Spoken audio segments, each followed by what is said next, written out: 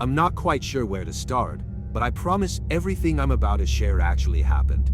It was last summer, and I had just moved into a new apartment in Atlanta. It was a small but cozy place, perfect for someone living alone. I enjoyed exploring the neighborhood, especially the local coffee shops and bookstores. At the time, I spent a lot of time on Instagram, particularly after creating a photography profile, which had become a hobby of mine. I was especially proud of a picture I took during a sunset walk in Piedmont Park. It was simple, but the orange light reflecting off the water made it feel magical. I posted it on my profile with the caption, "Moments like this make us slow down, don't they? Hashtag Piedmont Park, hashtag Atlanta sunset." It was just an ordinary photo, but somehow it went viral. Within an hour, I had hundreds of likes and comments. Among all the compliments, there was one strange comment. "Interesting angle. Do you remember the man on your left?" I was confused. I hadn't noticed anyone there, at least not while taking the photo. I zoomed in on the lower left corner. There he was, a male figure, blurry and nearly obscured by the sunlight, but definitely there. He was looking straight at the camera. I figured it was just a coincidence, maybe someone passing through the park, but something about his stance seemed odd. He didn't look like he was walking. He was just standing there. It stuck with me for a while, but eventually, I brushed it off. A few days later, something stranger happened. I received a direct message from a profile with no photo and a randomly generated username at user993x. The message read, "He's watching you. Be careful where you post." I deleted it immediately but couldn't shake the chill it gave me. Who was he? And what did they mean by "be careful where you post"? That's when I started paying closer attention. Every time I posted something on Instagram, I get at least one comment from similar accounts, always hinting at "him" or "who's behind you." It was disturbing, but I didn't want to seem paranoid. I chose to ignore it. One night, while editing photos on my laptop, I received a new notification. It was a new follower at Watching Now. The name gave me chills. I clicked on the profile and felt my stomach drop. It had only 3 photos. The first was an aerial view of my apartment building. The second was a photo of my window, taken from a nearby location. The third, a screenshot of my sunset photo, with the blurry man in the background. My hands trembled as I tried to process this. Should I call the police? I did. But they said there wasn't much they could do without direct threats or evidence of a break-in. I spent the entire night awake, checking every lock in the house and looking out the window. But no one was there. At least, no one I could see. Things only got worse. A few days later, I received another message. This time, it included an attached photo. It was of me, sitting at my favorite coffee shop. The caption read, "We like seeing you relaxed." I was paralyzed. I distinctly remembered being at the coffee shop that day.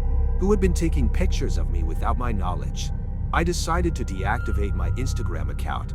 It seemed like the only logical solution. But the problem didn't stop there. That same night, I woke to a sound in the living room. It was subtle, but enough to make my heart race. Grabbing a baseball bat I kept by my bed, I cautiously went to check. The living room was empty, but my TV was on, showing my Instagram profile, which I had deactivated hours before. On the screen was a new post I hadn't made, a photo of me, asleep in my bed. I ran to the door and checked the locks. They were still secure. I called the police immediately, but when they arrived, the only evidence was the photo on the TV. There were no signs of forced entry. I felt like I was losing my mind. After that, I left the apartment and stayed at a hotel for a while. I cut ties with social media, changed my phone number, and only used email for communication. Time passed, but I never discovered who the man in the photo was, who had been watching me, or how my Instagram had been compromised. Even now, living in a different city, I avoid social media. Occasionally, though, I receive random emails.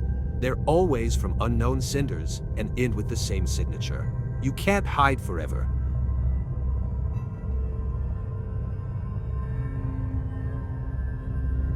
My name is Amanda, and until recently, my biggest worry was balancing work with posting on my boutique's Instagram page. I run a small online store, and honestly, the algorithm has been an obsession of mine. Likes, engagement, posting schedules, it all felt like a constant puzzle. But then, something changed. It was a Tuesday night, and I was reviewing my posts on the couch, the room dimly lit, a movie playing softly in the background. That's when I noticed something strange. A comment appeared on my latest post. It looked like spam, something trivial at first. "You shouldn't forget what you've done." I chuckled to myself, assuming it was some random bot looking for attention. But when I clicked on the user's profile, I was intrigued. The account was empty. No posts, no followers. Just a generic name, @shadows__anonymous, and a black profile picture. I blocked it and moved on. After all, the online world is full of weirdos. The next morning, while making coffee, another notification popped up. This time, it was a comment on an old photo from months ago. "Be careful what you share." Still groggy, I opened the app. Same empty profile. Now, it was starting to bother me. I decided to respond, something I rarely do. "Who are you?" No response came right away, but later that afternoon, I received a direct message. It was from them. "Haven't you learned, Amanda?" I'd never felt so unsettled opening Instagram. I deactivated my account for a few hours, but curiosity got the best of me. Deep down, I thought it might be someone I knew pulling a prank. I reactivated my account and blocked them again. That night, though, the feeling of being watched was unbearable. I went to bed early but couldn't relax. The apartment felt unusually quiet. When I finally dozed off, a notification woke me. 1:42 a.m. A direct message from a new, empty profile. "Are you going to open the door for me?" A chill ran down my spine. I got up and hurried to check. Everything was locked, just as I'd left it. Still, I turned off the living room lights and stood by the window, peering outside. The street was empty, dimly lit by sparse streetlights. My breath was shallow, my heart pounding in my ears. I responded again. "Who are you?" The reply came with unnerving speed. "Do you really not know?" The next morning, I woke up with burning eyes, remnants of a sleepless night. I tried focusing on work, but my mind was elsewhere. When I opened Instagram to check my messages, what I saw made me drop my phone. A photo of me, asleep in my bed. It was the same room, the same clothes I'd been wearing the night before. I didn't know whether to scream, call someone, or run. My hands shook as I zoomed in on the image. The angle seemed to be from the ceiling. I was frozen. I decided to call the police. I explained the situation, but all they could say was that social media is hard to trace and that it was probably some kind of online prank. A prank that knew where I lived and had access to my room. In the days that followed, I tried to continue life as usual, but the feeling of being watched never left. I blocked new accounts almost daily, but they kept coming back. One particularly disturbing detail was that every new account had some element tied to me. A number from my store's name or a reference to something only I would know. One night, combing through old posts for clues, I noticed something chilling in a months-old photo, taken at my previous apartment. In the reflection of the window, there was something I had never seen before. A shadowy figure standing in the background, leaning against the wall. The photo had hundreds of likes, and no one, not even I, had noticed it. Until now. Finally, I decided to delete all my posts and set my account to private. I began to trace where this person might be spying from, but then, in a moment of carelessness, I opened a story from one of their empty profiles. It seemed to be a plain black background, but the audio was faint and constant, like footsteps echoing in a corridor. Suddenly, the screen changed. It showed my building, captured from an angle that could only have been from the street. At the corner of the video, a message appeared, "I'm close." I ran to the window and looked down. Nothing. I closed all the curtains, locked the doors, and sat on the floor, clutching my phone.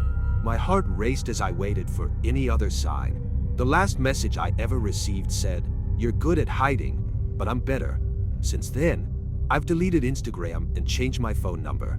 But sometimes, I still feel my phone vibrate, even when it's turned off. What haunts me most is that I never found out who it was. Maybe I never will. Or maybe, one day, they'll be closer than I imagined.